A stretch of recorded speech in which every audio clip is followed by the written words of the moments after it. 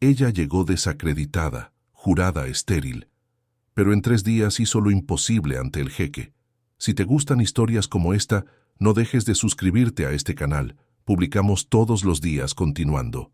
En el corazón financiero de Buenos Aires, donde los rascacielos cortan el cielo gris y el ruido incesante sofoca cualquier intento de silencio, vivía un hombre solitario. Mateo Álvarez, de 38 años, dueño de Álvarez Emprendimientos, un imperio construido con sangre, sudor y algunas decisiones que preferiría olvidar. Desde lo alto de su penthouse en la avenida Corrientes, observaba la ciudad que había conquistado como quien contempla un territorio enemigo.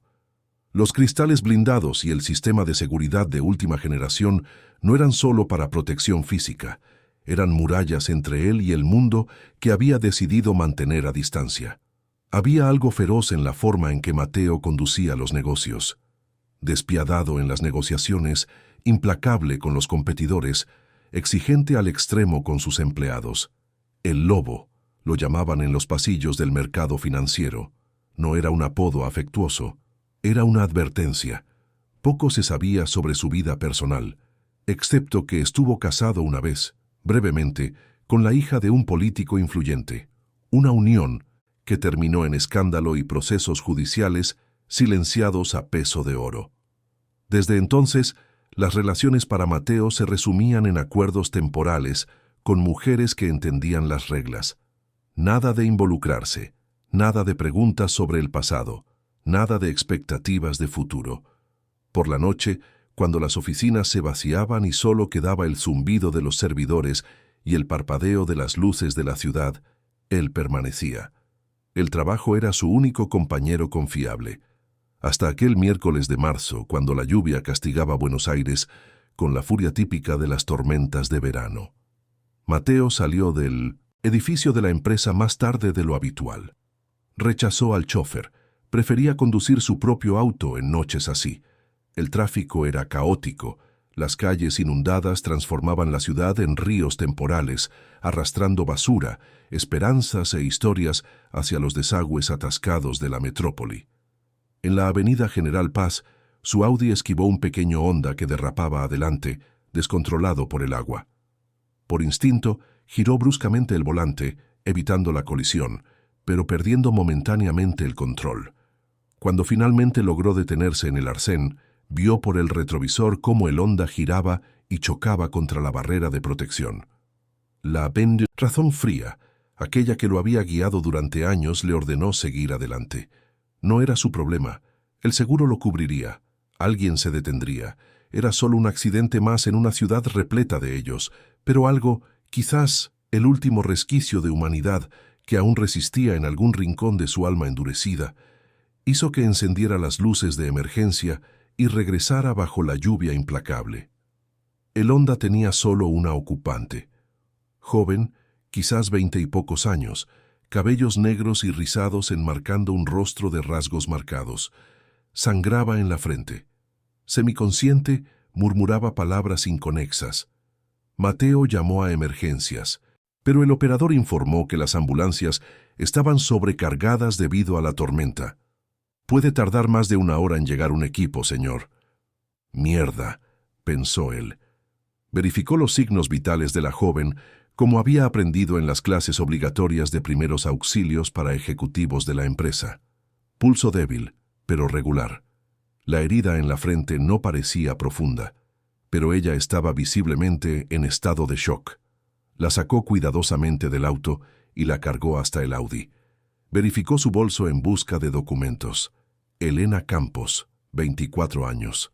Dirección: Villa Lugano, Periferia Sur. Estudiante de enfermería en 1900, la Universidad de Buenos Aires, según la tarjeta universitaria. Sin contactos de emergencia visibles, el hospital más cercano estaba a al menos 30 minutos en aquel tráfico caótico. Su penthouse, sin embargo, estaba a menos de 10 minutos de allí. La decisión, puramente práctica, fue tomada en segundos. Llevaría a la chica al apartamento, detendría el sangrado y, si fuera necesario, llamaría a su médico particular.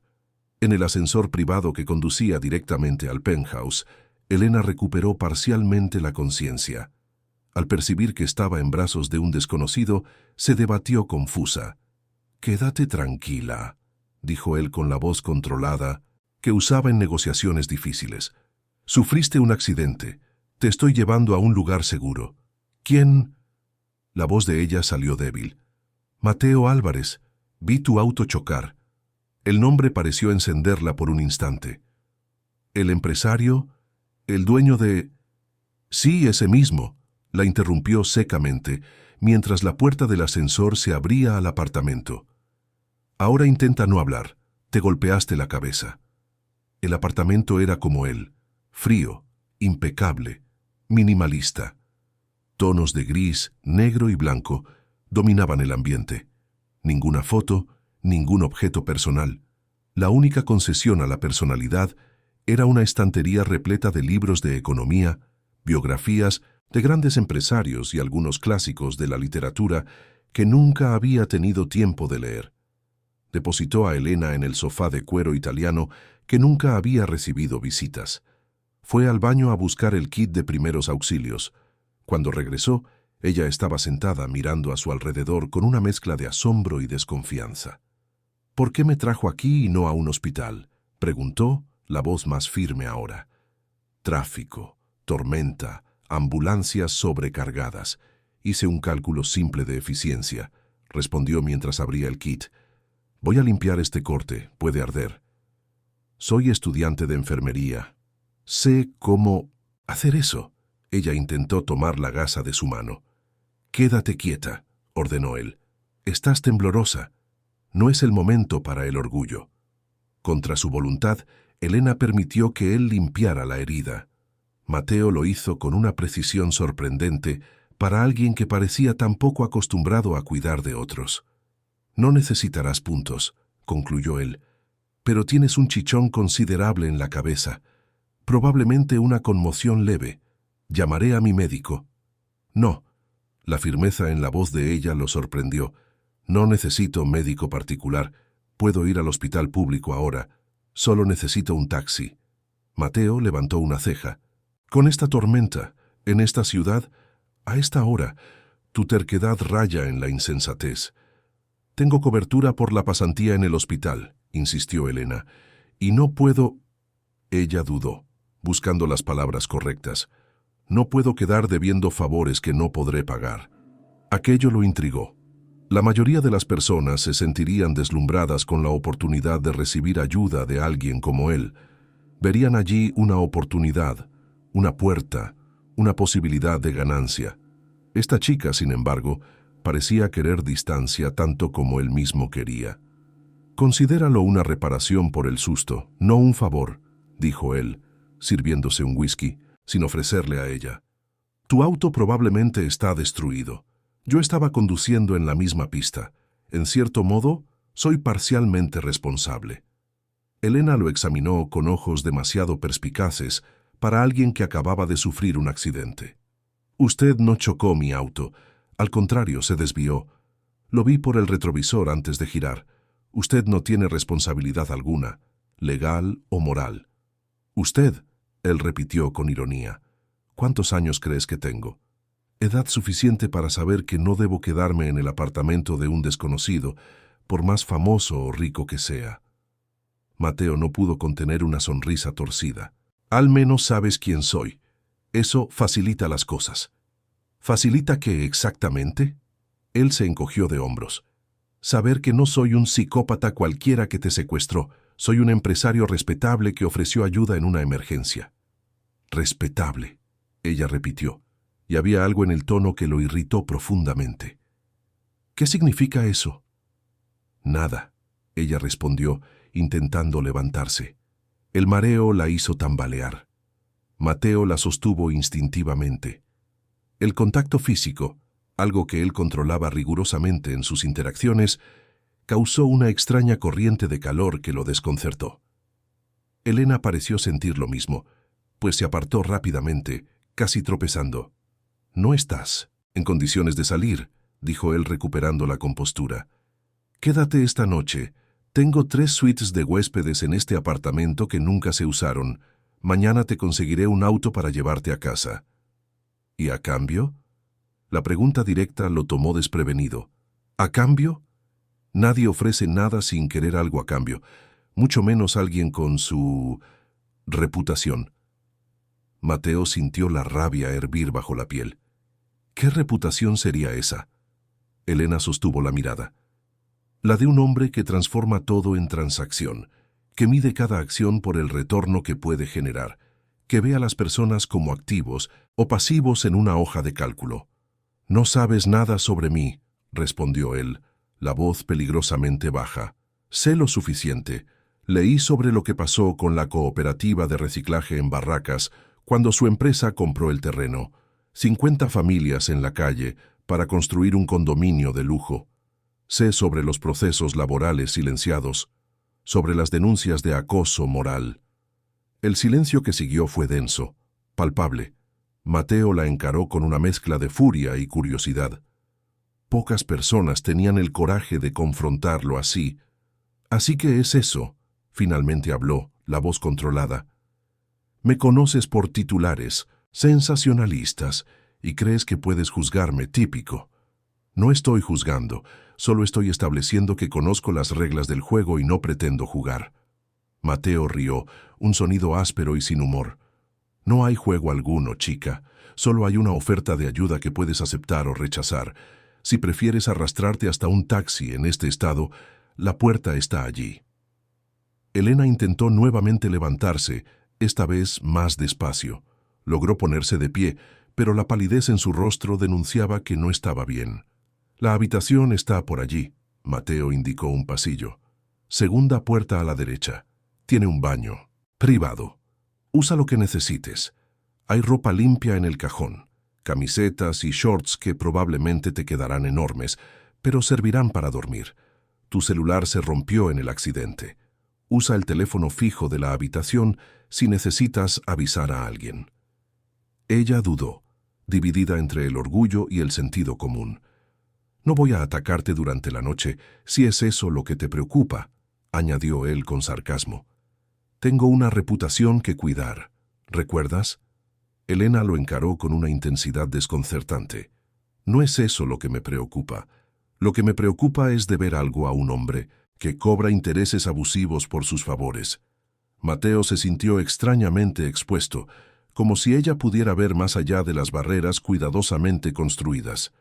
No hay deuda, dijo finalmente.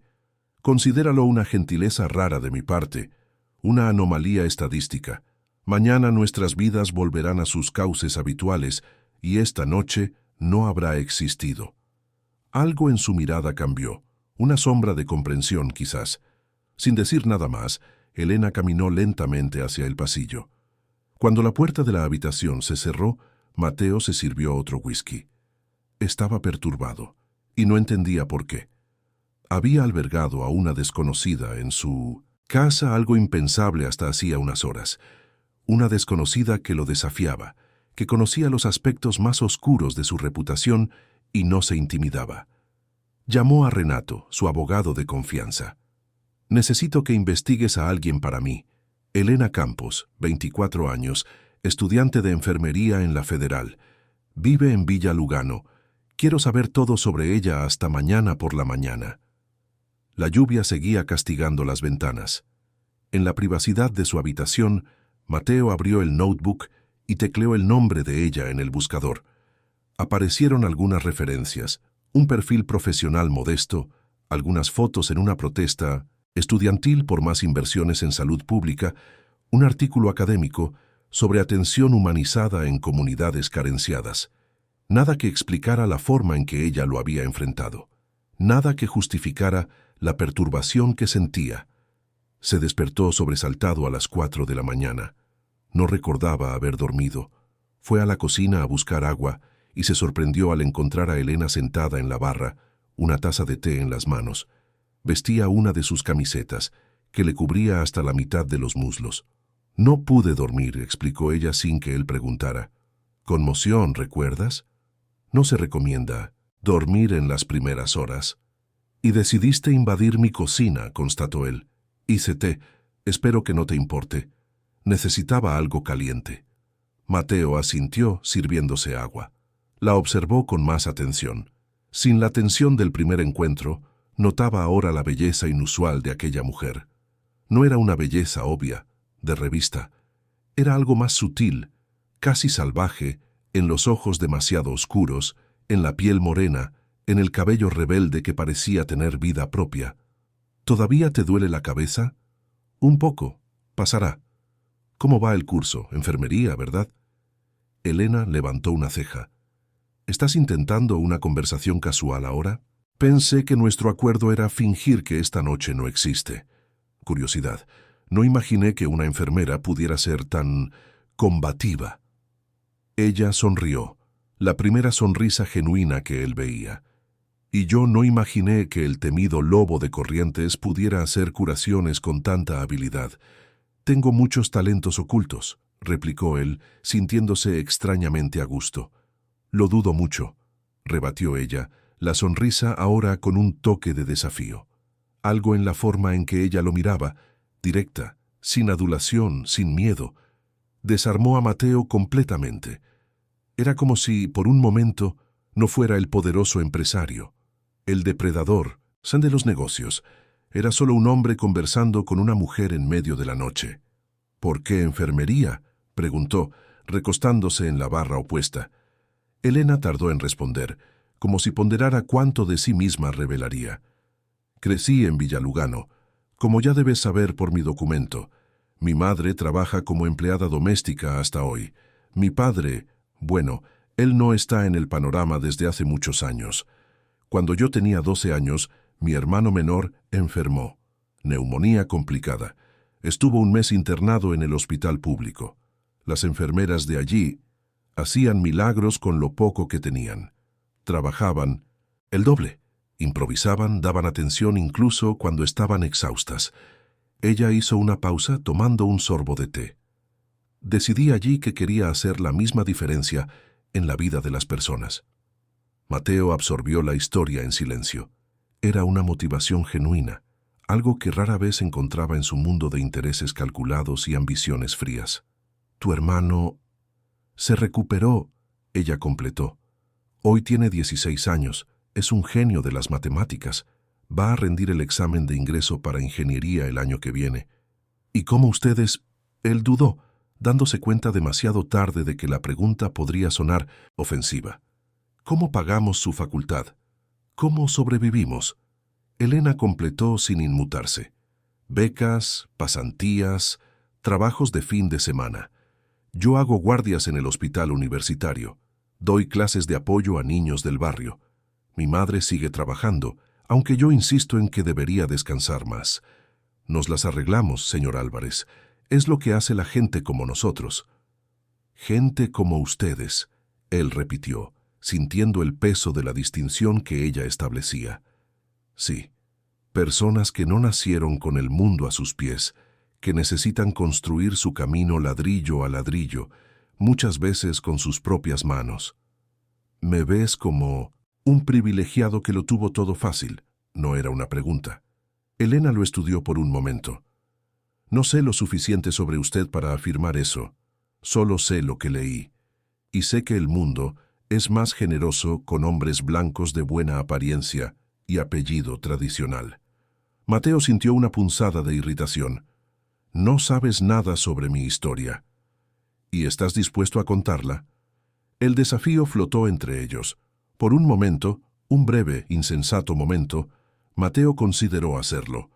Contar sobre el padre arruinado que se había suicidado, dejándolo a los 17 años con una madre enferma y deudas astronómicas. Sobre los 3 empleos que había mantenido simultáneamente mientras cursaba administración con beca parcial. Sobre los golpes que había sufrido de socios, sobre las noches sin dormir, sobre las puertas cerradas por no pertenecer a las familias tradicionales del mercado financiero. Pero el momento pasó. Ese no era él. Ya no. El Mateo que había luchado por cada centímetro de su imperio había sido sepultado bajo capas y más capas de autopreservación. No, respondió secamente. No lo estoy. Elena asintió, como si confirmara algo que ya sospechaba. Entonces estamos a mano. Usted no sabe nada de mí más allá de lo que leyó. Yo no sé nada de usted más allá de lo que leí. Seguimos siendo extraños que compartieron un techo por una noche debido a circunstancias extraordinarias. Ella bajó del taburete, puso la taza en el fregadero. Voy a intentar dormir un poco ahora. Gracias por el té, por la curación y por el techo. Cuando pasó junto a él camino al pasillo, Mateo sintió el suave perfume que emanaba de ella. Algo simple, nada sofisticado, pero perturbadoramente atractivo. Tuvo el impulso absurdo de sujetarla por el brazo, de prolongar aquella conversación extrañamente sincera. No lo hizo. La observó alejarse, la camiseta grande revelando piernas torneadas, los cabellos oscuros cayendo en rizos rebeldes por la espalda. «Elena», llamó, casi contra su voluntad. Ella se detuvo, se giró parcialmente. «No fue fácil», dijo él. «Nada fue fácil». Una sonrisa enigmática cruzó sus labios. «Nunca lo es», respondió simplemente, antes de desaparecer por el pasillo. Elena lo estudió con una intensidad que lo hacía sentirse expuesto, vulnerable de una forma que Mateo no experimentaba hacía años. «Interesante», dijo finalmente. Cansado de ser el villano, pero no necesariamente comprometido a ser el héroe. «El heroísmo es un concepto ingenuo», replicó. «¿Él? El mundo real está hecho de grises, no de blanco y negro. Grises que usted mismo ayudó a producir», señaló Elena sin agresividad, solo constatando un hecho. El camarero se acercó y Elena pidió una porción de chinchulines con mandioca, guiso de lentejas y acelga, además de 2 jugos de maracuyá. Ni consultó a Mateo. «¿Ya pidiendo por mí?», preguntó él con una media sonrisa. «Usted no vino a El Rincón Porteño a comer salmón a la parrilla», ella respondió. Cuando en Roma, por primera vez en mucho tiempo, Mateo se vio siguiendo el guión de otra persona, y sorprendentemente no le molestaba. Había algo liberador en no tener que controlar cada aspecto de la interacción. «Entonces», continuó ella, «este acto suyo de responsabilidad social, ¿es puntual o representa un cambio real en la forma en que conduce los negocios? Honestamente, no lo sé. Quizás sea un experimento social con vidas reales. No quise decir eso». Elena tomó un sorbo de agua. «¿Sabe lo que es más interesante de usted, Mateo? No es el poder, el dinero o la arrogancia. Es que bajo todas esas capas de autopreservación todavía existe alguien a quien le importa lo que piensen los demás. Alguien que quiere ser visto de forma diferente». La observación lo golpeó como una bofetada gentil, pero certera. «Usted no me conoce lo suficiente para hacer ese tipo de análisis», respondió a la defensiva. «Quizás no», concordó ella, «pero conozco lo suficiente para saber que usted no necesitaba haber donado anónimamente a la cooperativa. No necesitaba haberme ayudado la noche del accidente. Ciertamente, no necesitaba cambiar el enfoque del proyecto en la zona norte. Y definitivamente no necesitaba contarme sobre eso, buscando aprobación». Mateo abrió la boca para replicar, pero fue interrumpido por la llegada de la comida. El aroma invitador desvió temporalmente la conversación hacia temas más ligeros. Elena habló sobre la facultad, sobre las guardias en el hospital, sobre el hermano que soñaba con ser ingeniero. Mateo se vio genuinamente interesado, haciendo preguntas, absorbiendo aquella realidad tan diferente a la suya.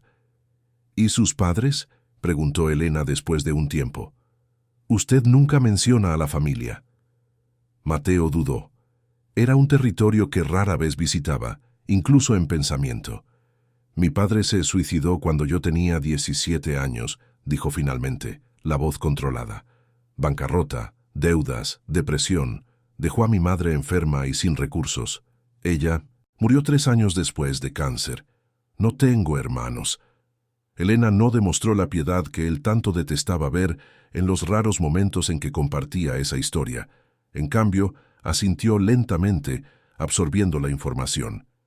«Y fue ahí donde nació el lobo», concluyó ella. «¿Cómo?». «Cuando se quedó solo. Cuando se dio cuenta de que necesitaba sobrevivir a cualquier costo. Cuando decidió que nunca más sería vulnerable. Mateo tragó saliva. Tienes un talento irritante para simplificar historias complejas. No estoy simplificando, estoy identificando patrones.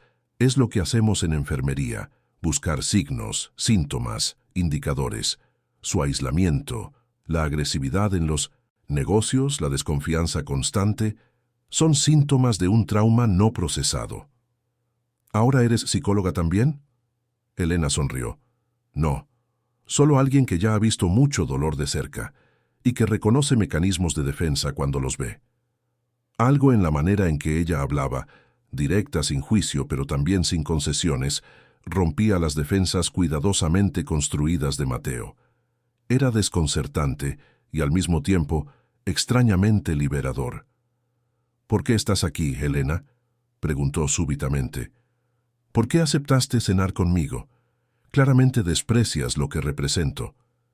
Desprecio lo que haces, no quién eres, ella corrigió. Y estoy aquí porque, contra toda probabilidad, vi algo en ti aquella noche que no coincidía con la leyenda del lobo despiadado. Vi vacilación, vi duda, vi a alguien fingiendo ser más duro de lo que realmente es. ¿Y eso despertó tu interés? Despertó mi curiosidad. ¿Qué hace un hombre abrazar una persona que claramente lo sofoca? ¿Qué hace alguien tan inteligente creer que poder y aislamiento son sinónimos de éxito? La pregunta flotó entre ellos, incómoda, desafiante. La cena prosiguió con una intimidad extraña, como si fueran viejos conocidos redescubriéndose después de años de distancia. Cuando salieron del restaurante, la noche estaba agradablemente templada. San Telmo palpitaba con su vida bohemia habitual. Bares llenos, música escapando por las puertas, jóvenes riendo en las aceras. ¿Aceptas que te lleve?, ofreció Mateo. Elena dudó. Villa Lugano está lejos. No quiero desviarte de tu camino. No es un problema. Después de un momento de consideración, ella asintió. Está bien. En el auto de lujo, Elena parecía fuera de lugar, no incómoda, solo consciente de que aquello no formaba parte de su mundo cotidiano. Mateo conducía en silencio, siguiendo las instrucciones de ella para llegar al barrio de la zona sur. Las calles fueron cambiando gradualmente. Los edificios elegantes y bien iluminados dieron paso a construcciones más simples, comercios populares, calles menos cuidadas. Villa Lugano no era una villa miseria, pero estaba lejos de ser un barrio de clase media. Era uno de esos lugares invisibles para personas como Mateo, ni lo suficientemente pobre para proyectos sociales, ni lo suficientemente próspero para inversiones. Gire a la derecha en la próxima, indicó Elena. Puede parar frente a aquella casa amarilla. Mateo estacionó. La casa era simple, bien cuidada dentro de las posibilidades. Pintura descascarada en algunos puntos, un pequeño balcón con macetas, rejas en las ventanas. Luces encendidas indicaban que había alguien esperando. «Mi madre», explicó Elena percibiendo su mirada. «Ella siempre espera despierta, no importa la hora. Parece una buena madre. La mejor». Elena sonrió y había una ternura genuina en aquella sonrisa que hizo que algo se agitara dentro de Mateo. Una especie de envidia, quizás, de quien nunca había experimentado ese tipo de amor incondicional en la vida adulta. «Gracias por la noche», dijo ella, abriendo la puerta. «Fue revelador». «¿Puedo verte de nuevo?». La pregunta escapó antes de que pudiera contenerla. Elena lo estudió por un largo momento. «¿Por qué?». «Porque me desafías. Porque no consigo descifrarte. Porque tu compañía es...». Él buscó la palabra adecuada. «Revigorizante». Una sonrisa enigmática surgió en sus labios. «Revigorizante. Como una sesión de terapia». «Como una bofetada», él corrigió, sonriendo también. Elena rió, un sonido genuino, cristalino, que no combinaba con la seriedad habitual de ella. «Creo que puedo soportar otra cena, pero la próxima vez yo elijo el lugar». «Justo». Ella salió del auto, pero antes de cerrar la puerta, se inclinó nuevamente. «¿Mateo?» «¿Sí?» «Aquello que hiciste en la zona norte fue un buen comienzo». Con esas palabras, cerró la puerta y caminó hasta la casa. Una señora de 1900, cabello gris, abrió antes incluso de que Elena tocara el timbre, abrazándola brevemente, antes de que ambas entraran. Mateo permaneció estacionado por unos minutos, absorbiendo lo que acababa de suceder. Se sentía extrañamente ligero, como si hubiera depositado temporalmente una carga que llevaba tanto tiempo que ya la consideraba parte de sí. En los días siguientes, Mateo sorprendió a sus ejecutivos al involucrarse personalmente en las negociaciones con la comunidad de la zona norte. Visitó el barrio, conversó con los vecinos, escuchó historias y preocupaciones. El proyecto comenzó a ser rediseñado para minimizar impactos negativos y maximizar beneficios para la región. Renato, su abogado, observaba con creciente preocupación. «¿Qué te está pasando?», preguntó durante un almuerzo. «Primero esa donación anónima, ahora este involucramiento comunitario. Los accionistas están cuestionando». «Los accionistas tendrán sus ganancias», respondió Mateo tranquilamente. «Solo estoy experimentando un enfoque diferente». «Esto tiene que ver con esa chica, ¿verdad?» «Elena algo». Mateo mantuvo la expresión neutra. «Mis negocios y mi vida personal son cosas separadas, Renato. Tú lo sabes. No son separadas cuando una empieza a influir en la otra. ¿Esa chica tiene algún tipo de poder sobre ti? ¿Te está manipulando?» La pregunta encendió una chispa de irritación. «Elena no me está manipulando. Ella solo me hizo cuestionar algunas cosas. Cosas que funcionaban perfectamente bien antes de que ella apareciera». Mateo estudió a su amigo de mucho tiempo. Renato siempre había sido su mano derecha, el hombre que resolvía problemas, que protegía sus intereses. Pero había algo sofocante en su lealtad, una expectativa de que Mateo permaneciera exactamente como siempre había sido. A veces, Renato, el cuestionamiento es precisamente lo que necesitamos para evolucionar. El abogado lo miró incrédulo. «¿Evolución? Estás hablando como uno de esos coaches de autoayuda. ¿Qué pasó con el hombre que construyó un imperio siendo implacable? ¿Que nunca se disculpó por tomar decisiones difíciles?» «Él todavía está aquí», aseguró Mateo, «solo aprendiendo que hay más de una forma de tener éxito». 3 semanas después de la cena en el Rincón Porteño, Mateo y Elena desarrollaron una rutina curiosa. Cenaban juntos 2 veces por semana, siempre en lugares elegidos por ella, pequeños restaurantes en barrios que Mateo jamás frecuentaría normalmente. Hablaban de todo: negocios, política, filosofía, historias personales.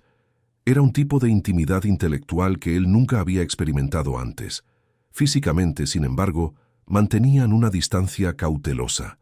No hubo besos, toques, más allá de lo casual, insinuaciones. Era como si ambos reconocieran que aquella aproximación ya era lo suficientemente complicada sin añadir el elemento de la atracción física, que inequívocamente existía, creciendo silenciosamente en cada encuentro. Un jueves lluvioso, Elena canceló la cena planeada. Estaba de guardia en el hospital. Una emergencia exigía que se quedara más allá del horario. Mateo, inquieto en su apartamento vacío, tomó una decisión impulsiva. Condujo hasta el hospital universitario. En la recepción, informó que buscaba a la estudiante Elena Campos. Fue dirigido al sector de emergencia, donde la encontró atendiendo a una niña con fiebre alta.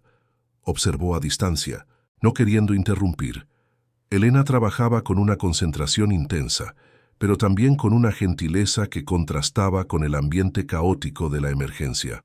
Hablaba suavemente con la niña, mientras chequeaba signos vitales, tranquilizaba a la madre ansiosa, se coordinaba con el médico residente. Cuando finalmente lo vio, la sorpresa en su rostro era evidente. «Mateo, ¿qué haces aquí?»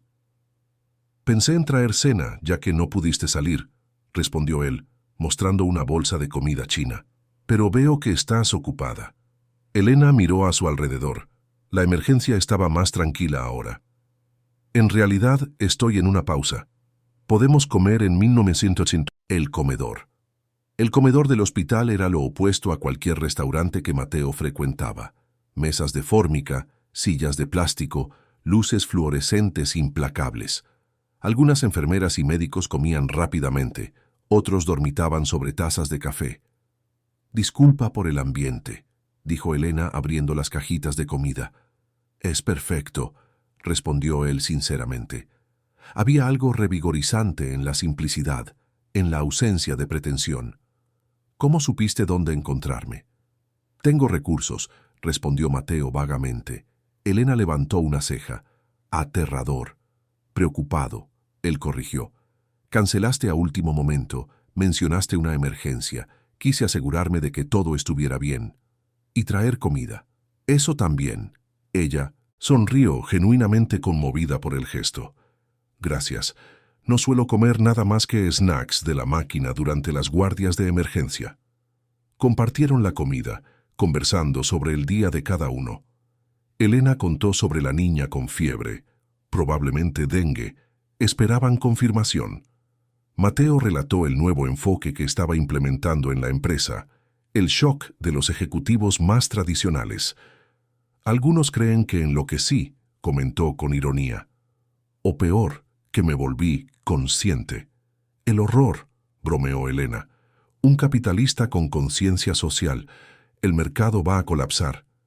Rieron juntos, y en ese momento, las barreras entre sus mundos parecieron disolverse momentáneamente. «Elena», él comenzó hesitante, «sé que estamos evitando hablar de esto, pero necesito preguntar, ¿qué estamos haciendo exactamente?» Ella colocó los palillos sobre la mesa, mirándolo directamente. «Define esto. Estas cenas, estas conversaciones, esta aproximación». «Amistad», sugirió ella. «¿Es eso lo que quieres?» «Amistad». Elena sostuvo su mirada.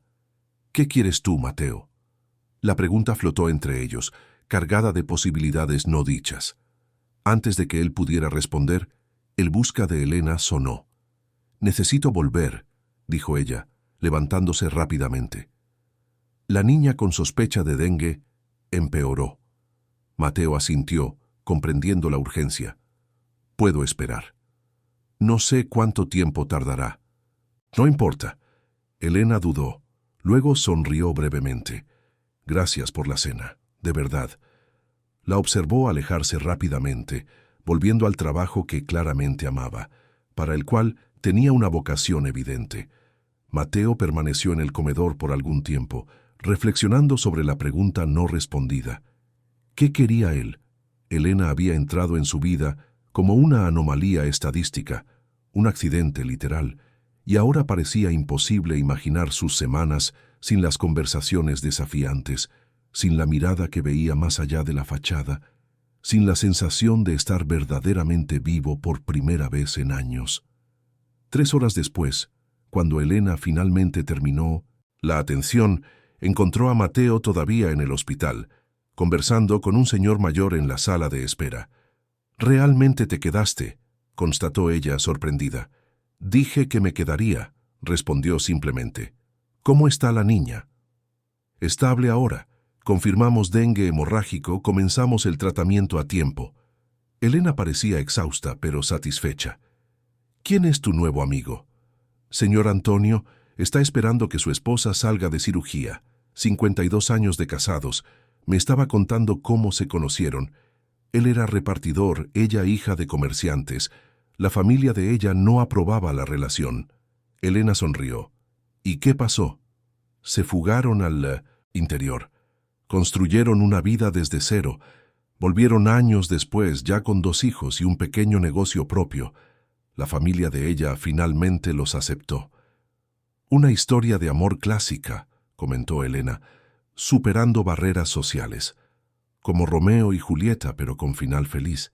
Y sin suicidio adolescente, lo cual siempre es un plus». Mateo rió.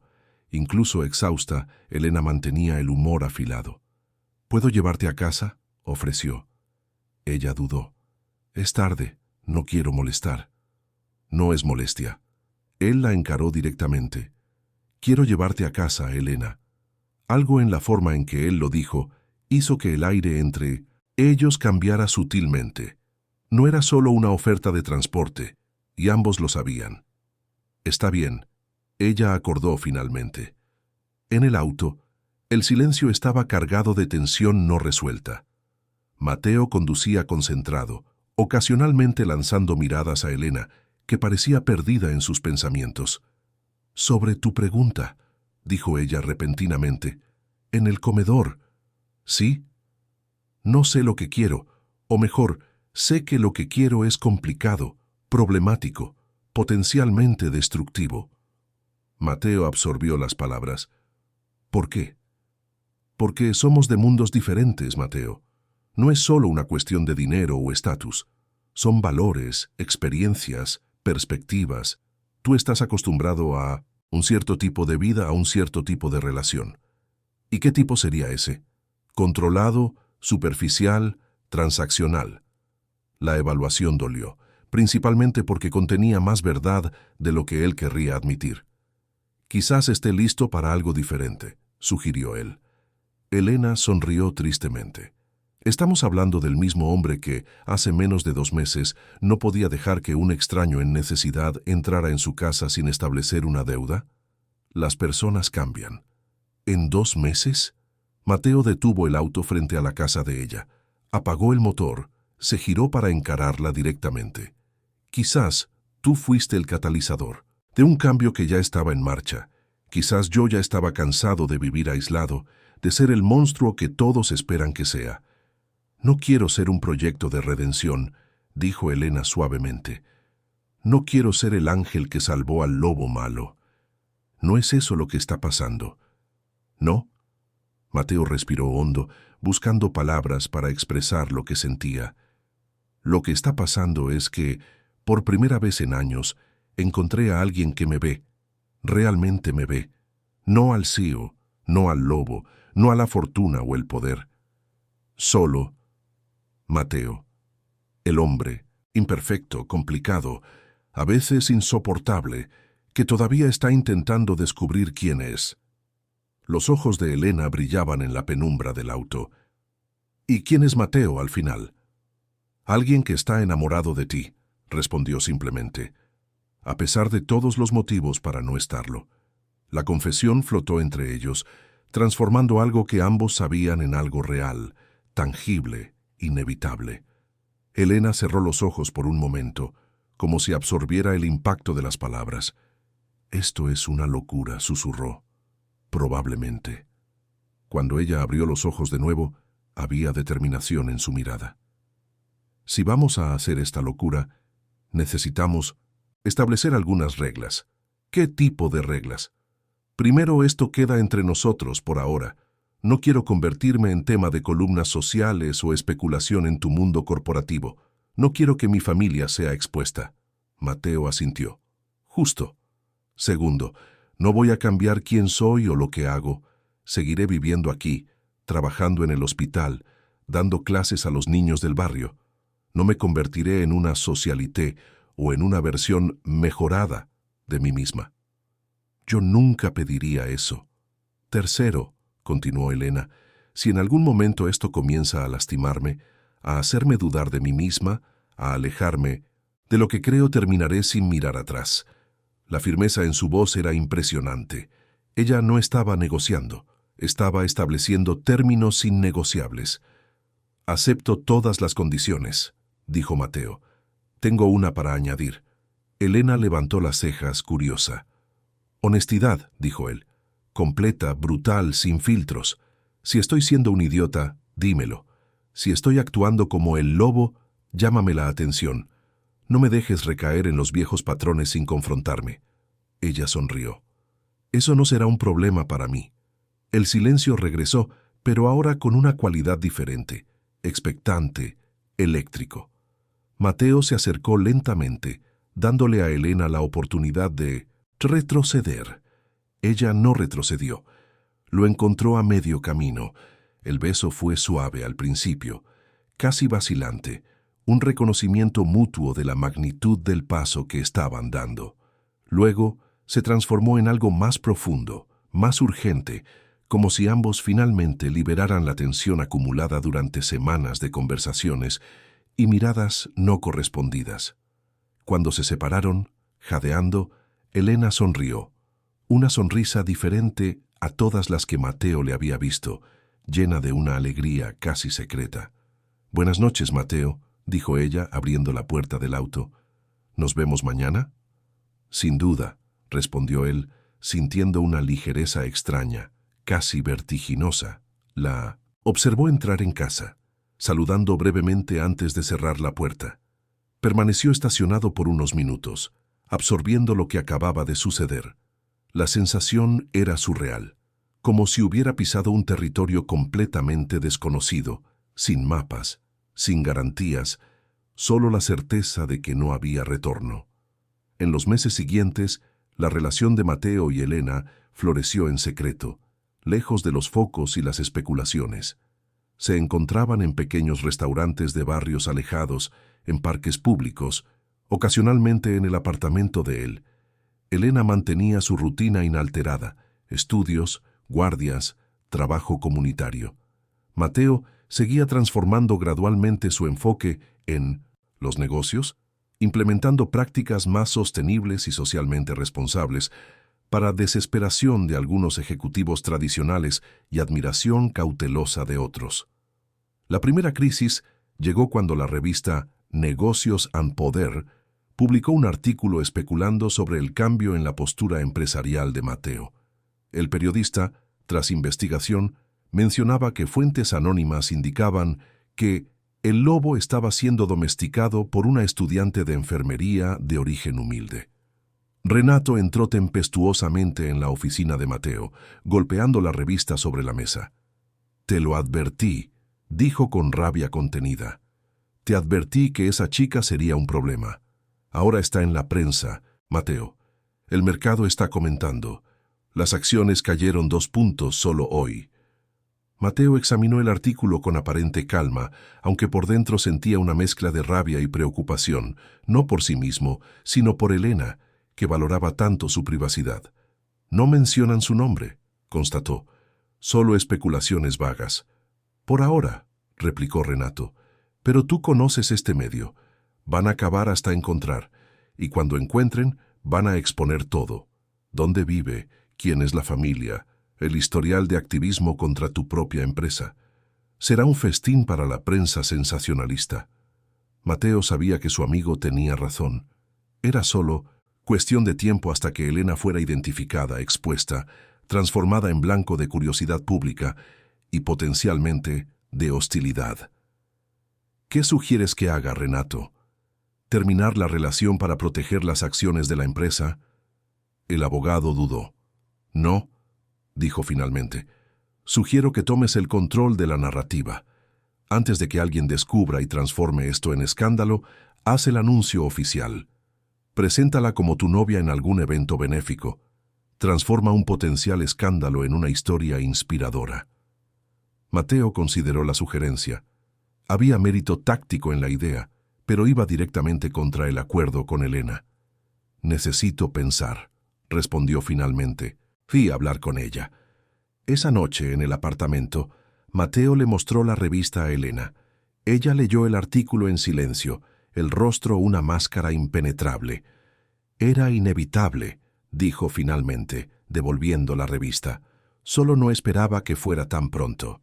Renato sugiere que nos adelantemos, que asumamos la relación públicamente, en nuestros términos». Elena caminó hasta la ventana, contemplando la ciudad nocturna. «¿Y qué piensas tú?» «Que es una decisión tuya, tanto como mía. Establecimos que mantendríamos esto privado por ahora. Si no estás lista para la exposición pública, encontraremos otra solución». Ella se giró para encararlo, la expresión suavizándose. «Realmente cambiaste, ¿sabías? El Mateo de hace unos meses habría tomado la decisión solo, basado únicamente en sus intereses. El Mateo de hace unos meses no se habría enamorado de una activista terca que lo desafía constantemente», respondió él sonriendo. Elena suspiró. «Quizás Renato tenga razón. Si no tomamos el control de la narrativa, alguien lo hará por nosotros. Y no me gusta la idea de esconderme para siempre, como si nuestra relación fuera algo vergonzoso. ¿Estás segura? La exposición será intensa. Tu vida, tu familia, tu pasado, Todo será escrutado. Elena sonrió tristemente. No tengo nada que ocultar. Mi vida es simple, transparente. La pregunta es, ¿estás preparado para lo que dirán sobre ti? ¿El poderoso empresario que se involucró con la líder de las protestas contra su empresa? Cuestionarán tus motivos, tu cordura, tu capacidad de liderazgo. Mateo se acercó, tomando las manos de ella entre las suyas. Pasé toda mi vida preocupado por lo que los demás piensan sobre mí, sobre mis motivos, sobre mis decisiones. Estoy cansado de eso. Si me aman o me odian, que sea por las razones correctas. Y tú eres la mejor razón que he tenido para cualquier cosa. Los ojos de Elena brillaron con emoción contenida. Hagámoslo entonces, en nuestros términos. La oportunidad llegó 2 semanas después, con el lanzamiento oficial de la Fundación Álvarez, una organización sin fines de lucro dedicada al desarrollo urbano sostenible, enfocada en comunidades vulnerables. El evento de gala, en el Teatro Colón de Buenos Aires, reunía a la alta esfera empresarial, políticos, celebridades y representantes de movimientos sociales. Mateo llegó acompañado de Elena, que usaba un vestido simple pero elegante, en tonos de azul profundo, regalo de él, aceptado después de mucha insistencia.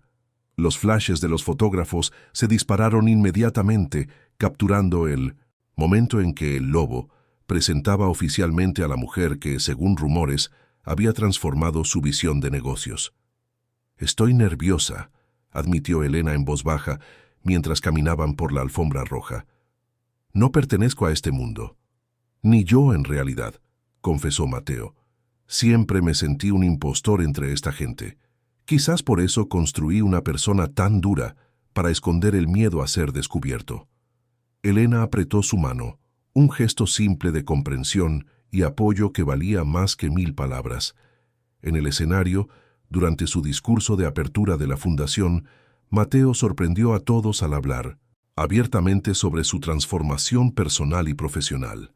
Durante años, creí que el éxito y la responsabilidad social eran conceptos mutuamente excluyentes, dijo al público atento, que para construir era necesario destruir, que la empatía era debilidad.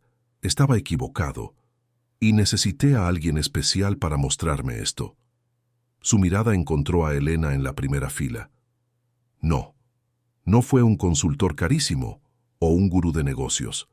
Fue una estudiante de enfermería que tuvo el coraje de decirme verdades que nadie más osaba, que me mostró que hay fuerza en la vulnerabilidad, poder en la compasión, y que el éxito verdadero no se mide solo en cifras, sino en el impacto positivo que generamos en el mundo. Los titulares del día siguiente fueron predecibles en su imprevisibilidad. Algunos periódicos económicos cuestionaban la cordura de Mateo, especulando sobre el impacto del nuevo enfoque en los negocios. Columnas sociales exploraban el romance improbable entre el multimillonario y la estudiante de la periferia, creando narrativas edulcoradas sobre el amor que domó al lobo. Publicaciones más progresistas destacaban la ironía de una activista contra desalojos forzados ahora saliendo con el empresario que antes denunciaba, cuestionando si Elena había vendido sus principios o si realmente estaba transformando a Mateo Álvarez por dentro. Elena recibió las especulaciones con sorprendente tranquilidad. «Nunca me importó lo que dijeran de mí», explicó cuando Mateo expresó preocupación. «Lo que importa es la verdad que vivimos, no la historia que cuentan sobre nosotros». 6 meses después del anuncio público, Álvarez Emprendimientos se había transformado significativamente. El enfoque de Mateo, inicialmente visto con escepticismo, comenzaba a mostrar resultados concretos. Menos resistencia comunitaria a nuevos proyectos significaba aprobaciones más rápidas. Compromisos ambientales y sociales se traducían en beneficios fiscales e imagen corporativa fortalecida. La Fundación ya desarrollaba proyectos piloto prometedores en 3 comunidades. Los titulares cambiaron de tono. El nuevo capitalismo de Mateo Álvarez estampó la revista que antes lo llamaba Lobo. Cómo conciliar ganancia e impacto social, Fue tema de una de sus conferencias en la principal universidad de negocios del país. Inversores que inicialmente dudaron comenzaban a reconocer el valor del nuevo enfoque. Elena, por su parte, se mantuvo fiel a su esencia. Se negó a abandonar el curso o el trabajo en el hospital, a pesar de las presiones sutiles del nuevo círculo social en el que se encontraba. Asistía a eventos seleccionados junto a Mateo, pero dedicaba más tiempo a la implementación de proyectos de la fundación en comunidades similares a la suya. En el primer aniversario de su noviazgo, Mateo la invitó a cenar al mismo restaurante donde todo había comenzado, el Rincón Porteño, en San Telmo. Por insistencia de él, se sentaron en la misma mesa, pidieron los mismos platos. «Parece que fue ayer», comentó Elena sonriendo. «Yo tan desconfiada, tú tan arrogante». «Yo no era arrogante», protestó Mateo con falsa indignación. «Era seguro de mí mismo». «Eras un idiota», ella corrigió afectuosamente. «Un idiota atractivo, pero aún así un idiota». Él rió, asintiendo sin palabras. Después de la cena caminaron por las calles del barrio, ahora llenas de vida nocturna. Mateo parecía nervioso, algo raro en él. «¿Está todo bien?», preguntó Elena, percibiendo su inquietud. «Sí», respondió él rápidamente. «Solo pensando». «¿Sobre qué?». Mateo dejó de caminar girándose para encararla. «Sobre cómo cambiaste mi vida. Sobre cómo, por primera vez, siento que estoy viviendo, no solo existiendo. Sobre cómo ya no puedo imaginar un futuro en el que no estés presente». Elena sonrió conmovida por la sinceridad en su voz. «Yo tampoco puedo imaginar mi vida sin ti, por más improbable que eso pareciera hace un año». Mateo respiró hondo como quien toma coraje. «Elena, sé que siempre dijimos que iríamos despacio, que no forzaríamos transiciones o cambios abruptos, pero necesito preguntar». «Sí», ella interrumpió, los ojos brillando. «Sí, pero ni siquiera sabes lo que voy a preguntar». Elena sonrió. «Vas a pedirme que viva contigo. Estuve viendo las señales en las últimas semanas. Tú reorganizando el armario, preguntando por mis plantas, mencionando casualmente lo grande que es el apartamento para una persona». Mateo rió sacudiendo la cabeza. «Es aterrador como me conoces, pero en realidad…». Él metió la mano en el bolsillo, sacando una pequeña caja de terciopelo. «Iba a preguntar si aceptarías casarte conmigo». Elena se quedó sin palabras por primera vez desde que se conocieron. Lágrimas inesperadas surgieron en sus ojos. «Sé que puede parecer pronto», continuó él nerviosamente. «Sé que hay mucho que considerar, muchas complicaciones potenciales. Sé que nuestras vidas son diferentes, que habrá obstáculos, pero también sé, con certeza absoluta, que quiero enfrentar esos obstáculos contigo a mi lado, oficialmente, permanentemente». Elena tocó el rostro de él con ternura. «¿Sabes lo que es gracioso? Cuando nos conocimos, pensé que eras el tipo de hombre que veía todo como transacción, que solo daba para recibir, que calculaba cada paso». «Y no estabas equivocada», admitió él. «Sí lo estabas», ella corrigió suavemente.